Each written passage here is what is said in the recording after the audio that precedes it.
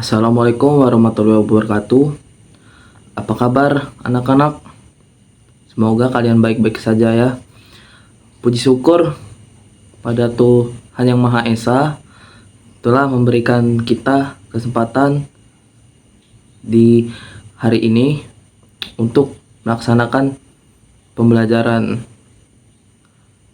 Sebelum memulai pembelajaran hari ini, alangkah baiknya kita berdoa terlebih dahulu. Bismillahirrahmanirrahim.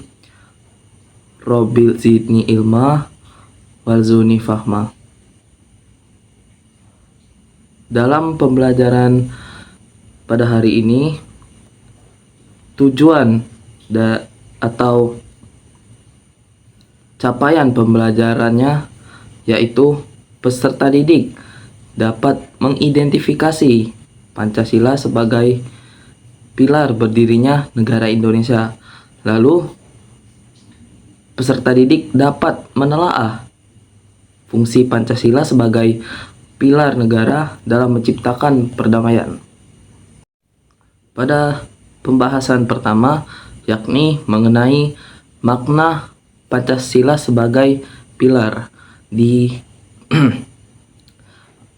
Pilar kebangsaan ini memiliki peran yang sangat sentral dan menentukan, karena jika pilar ini tidak kokoh atau rapuh, maka akan roboh bangunan yang ada di atasnya.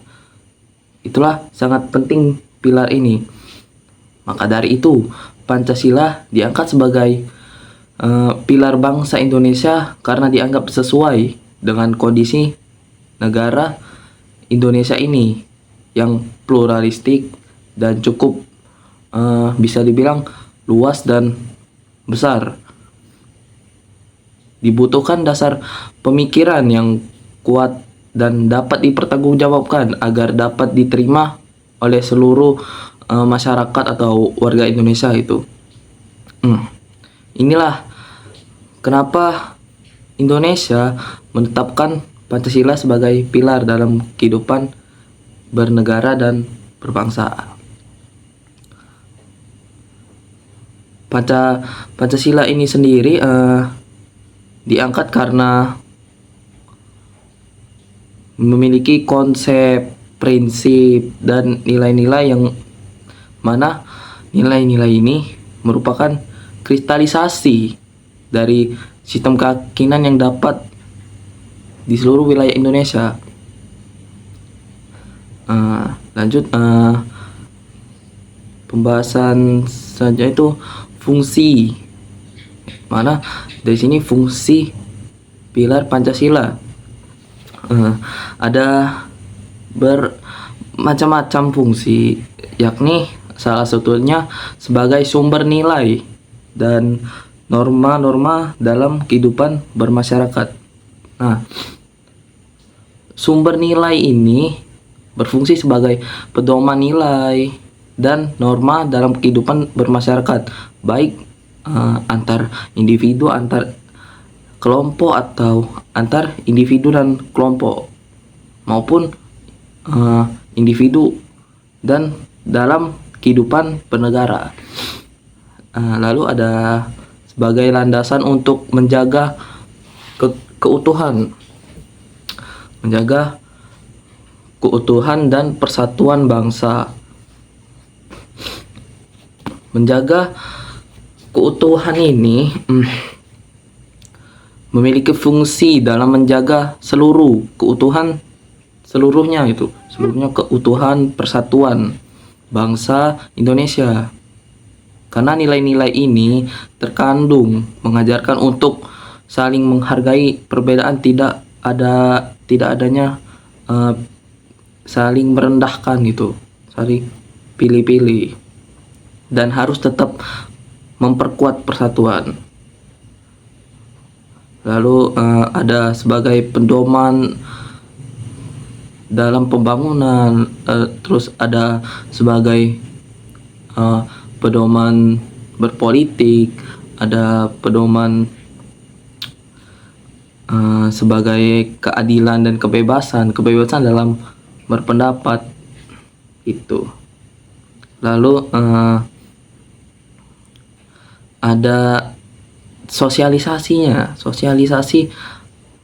yang mana dilakukan tujuannya itu untuk mengenalkan, mendidik dan menginternalisasi Pancasila pada masyarakat, terutama nih anak-anak muda seperti kalian tuh wajib disosialisasikan bagaimana pentingnya pilar Pancasila ini. Di contohnya sendiri di pendidikan di sekolah itu dimulai dari tingkat pendidikan dasar, pendidikan dari SD loh, tidak dari SMA, ditanamkan dari SD hingga perguruan tinggi, berkuliah S1, S2 tuh masih materi yang diajarkan pula dalam kurikulum sebagai pendidikan kewarganegaraan atau mata pelajaran lainnya seperti sejarah, KN, agama. Lalu sosialisasi di organisasi atau komunitas yang ada di masyarakat.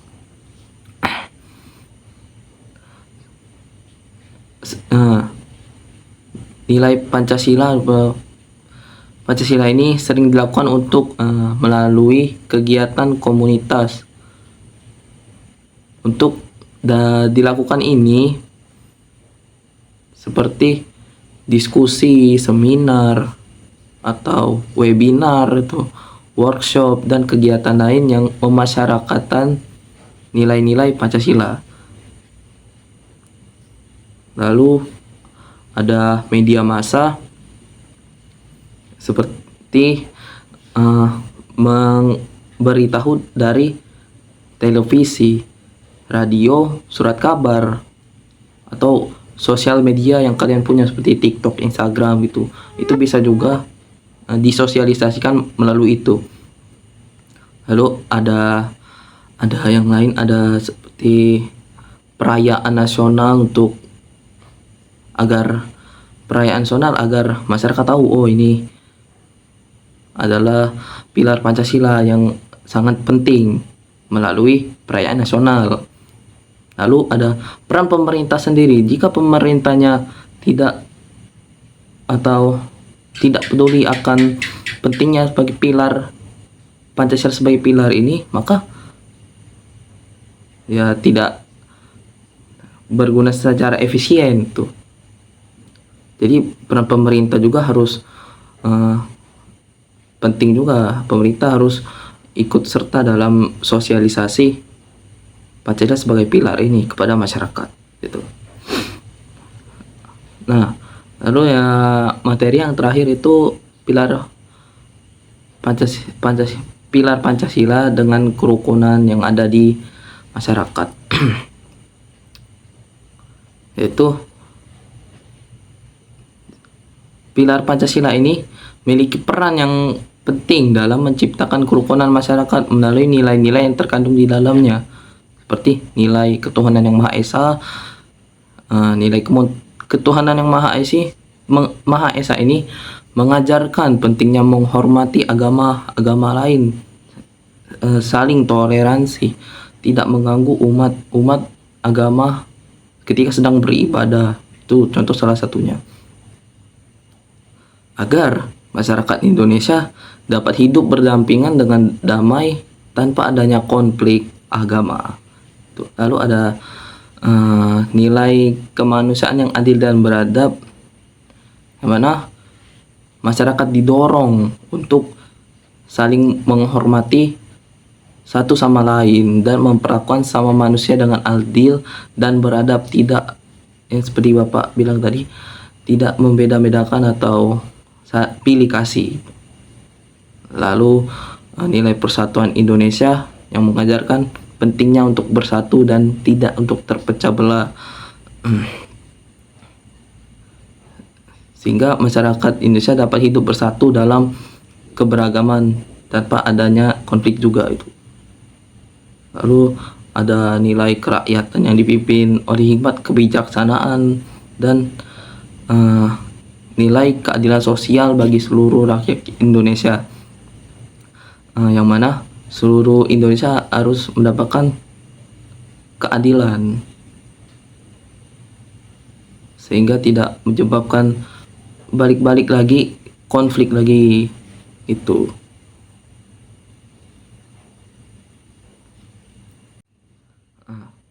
Ini lalu ada tugas terakhir untuk kalian, yaitu mengisi Google Form. Dikerjakan dengan baik dan jujur supaya mendapatkan ridho dan menjadi orang yang dipercaya. Itu saja. Sebelum Bapak akhiri pembelajaran hari ini, alangkah baiknya berdoa dahulu. Bismillahirrahmanirrahim. Wal as innal insana lafi khusr innal ladzina amanu wa amilus solihat wa tawassaw bihat wa tawassaw bisabr. Shadaqallahul azim. Wassalamualaikum warahmatullahi wabarakatuh.